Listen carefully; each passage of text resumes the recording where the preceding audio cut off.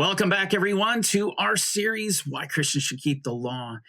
And we are going to be talking about the Sabbath, but we're going to talk about it really in a particular context. And that context is persecution. It's interesting, throughout generations, Christians and Jewish Christians have been persecuted for observing the Sabbath. In fact, let me take you to Nehemia Gordon's commentary, really drawing from R.A. Pritz's work on Nazarene Jewish Christianity. We read the following: when Christianity became the official religion of the Roman Empire, the Nazarenes were persecuted. Why? Because they observed the seventh-day Sabbath. Their synagogues were closed, their books were burned, and they were forced underground. Now, I'm going to tell you this is not the first instance this happened. And actually, you can go back even predating the ministry of Jesus, getting into the 2nd century BC. And this great prophecy that is embedded in the book of Daniel came to pass, where it prophesied that an Antichrist would arise. And he did, by the name of Antiochus Epiphanes. He rose to power. And one of the things that was so offensive to him, that he hated and that he forbade the Jews to observe, was the seventh-day Sabbath. Because to the devil, to the spirit of Antichrist, it is offensive. And this is, we should be concerned as Christians when we see such an intolerance, a resistance, and nay, I even say an anger. There are Christians who are offended that other Christians would observe the Sabbath and teach Christians should observe the 4th commandment. We should observe the whole concept of remembering the Sabbath to keep it holy. That is so offensive. The thought is anathema to them that this would happen. You have to step back and go, okay, hold on a second. We're talking about just a plain commandment in Scripture that has even been commanded upon the Gentiles explicitly because God knew what was going to happen. Why is there such great offense? And I'm going to tell you, because the devil knows that it is an act of worship to the creator of heaven and earth, to Jesus, Son of the living God. It is offensive to him. And he sows that wicked spirit within Christendom so that they too can take on his narrative of being offended and just hating the thought of sanctifying the day that God himself commanded. And this is problematic. We have to step back and process this, meditate on this. What is going on here? Well, with that said, I want to take you into the late 6th century, even going into the 7th century. And I want to show you what the Pope Gregory had wrote to his citizens. Now, Pope Gregory, known as Gregory the Great, very, very well-received pope, both by those in Roman Catholicism and then also even in those in Protestantism. Even Calvin said of Pope Gregory that he was the last good pope. And so this guy was well received. I want to show you what he thought of the Sabbath. Check this out.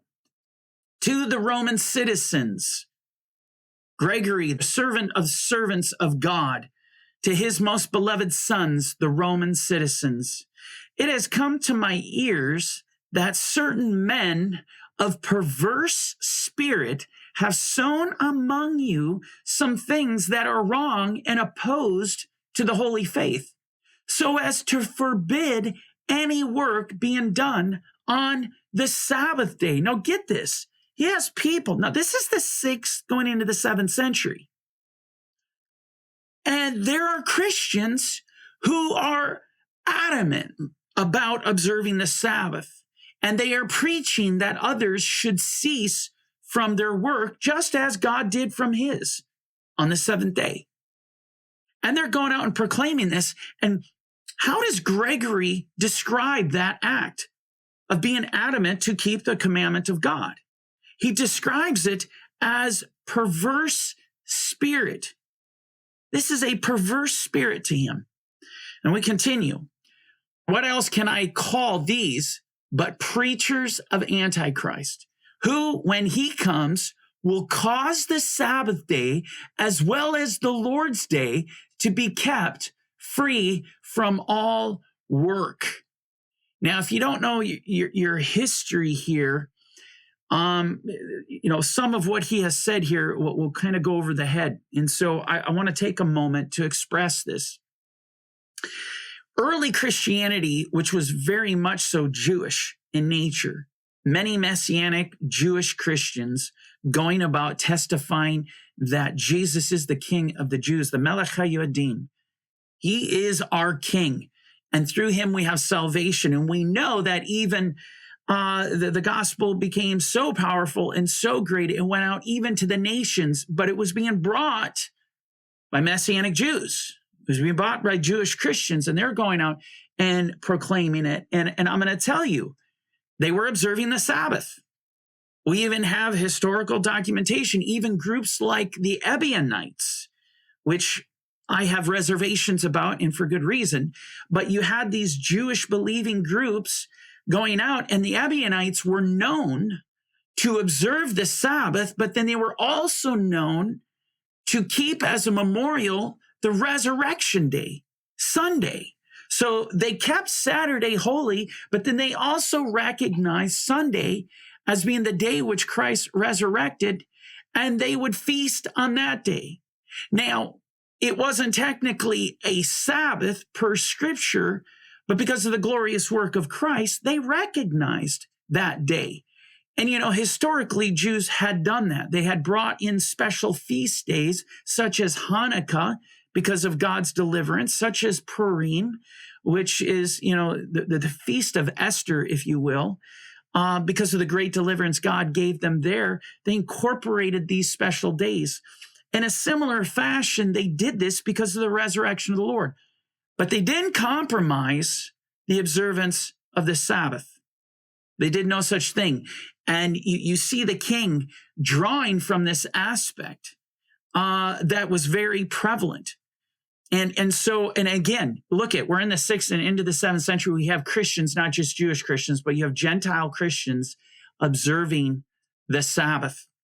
All right. But now he's calling these people preachers of Antichrist. Well, here's what I know about the Antichrist is he cultivates lawlessness. That is the very expression of who the Antichrist is. Getting people to walk away from the commandments of God. Well, what are these people doing? They're adhering to the commandments of God without compromise. By definition, that is Antichrist, if you will. Well, Pope Gregory, he goes on, he says this, for because he pretends to die and rise again, he wishes the Lord's day to be had in reverence. And because he compels the people to Judaize, that he may bring back the outward rite of the law and subject the perfidy, which is to say the great treacherous behavior of the Jews to himself. He wishes the Sabbath to be observed. Now, you think about what this guy just said, that he may bring back the outward rite of the law. This is what Pope Gregory sees happening. Listen to this carefully. Pope Gregory sees, well, by observing the Sabbath, you're trying to compel everyone else to keep the law. Even Pope Gregory makes the connection of observance of Sabbath to the law itself. And there is a connection. Make no mistake. And you better believe the devil knows the connection. If the devil can get Christians to walk away from a plain and unambiguous command of God and to literally throw that in the trash, to turn their back on it, I'm going to tell you right now, the sky is the limit. Anything is possible. That's all he needs to do. And it will lead to more lawlessness and to more lawlessness. I want to take you back to the first century.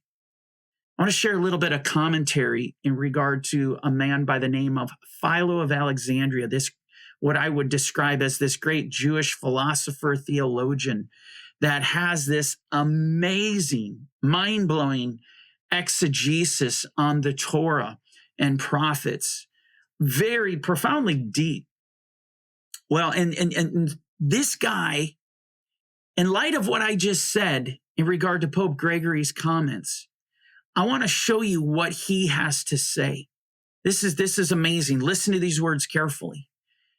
Moreover, it is only a very short time ago that I knew a man of very high rank, one who was prefect and governor of Egypt, this is where Philo resided, who after he had taken it into his head to change our national institutions and customs and in an extraordinary manner to abrogate that most holy law guarded by such fearful penalties, which relates to the seventh day, and was compelling us to obey him and to do other things contrary to our established custom, thinking that that would be the beginning of our departure from the other laws and of our violation of all our national customs, if he were once able to destroy our hereditary and customary observance of the seventh day. Do you understand what Philo just said? Philo just came on the scene and said, this prefect of Egypt, whoever he was, this guy decided that if I can get the Jews to walk away from the Sabbath, I can get them to walk away from the entirety of what God has given them, from the entirety of the law. This is a mind-blowing commentary. But I'm telling you, this is the mind of the devil. The mind of Satan has determined just this. And so don't be mystified why only one of the 9 or the 10 commandments is being plucked out, and that it's the only one that says remember, and it is the Sabbath, which directly from Pope Gregory to a prefect of Egypt have recognized this direct connection between keeping the Sabbath holy and the totality of the law. That is an incredible thought. And so stay tuned. We'll be back. We have more to talk about. The Lord bless you and keep you.